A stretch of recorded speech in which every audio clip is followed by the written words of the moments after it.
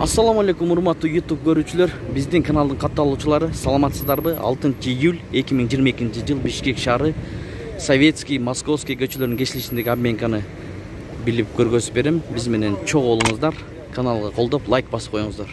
Анда эмесе кеттик. Акча алмаштыруу жайына баштайбыз. Доллар 83 сом, рубль 1 сом 28 тыйын.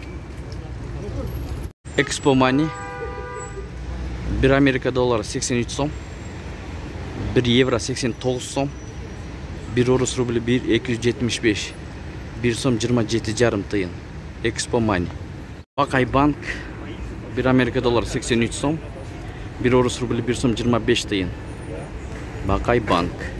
Центр акча алмаштыруу жай, түштөн кийинки валюта курсу. Доллар 83 сом, евро 88 сом 50 тыйын.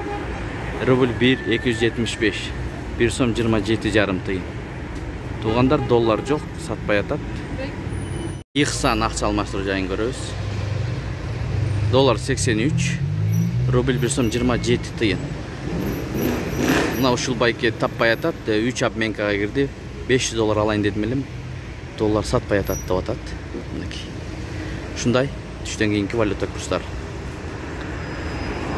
Стеш акча алмаштыруу жайы 83 доллар, рубль 1 сом 26 тыйын. Өштү, жанды. Кайсы валюта өзгөрдү?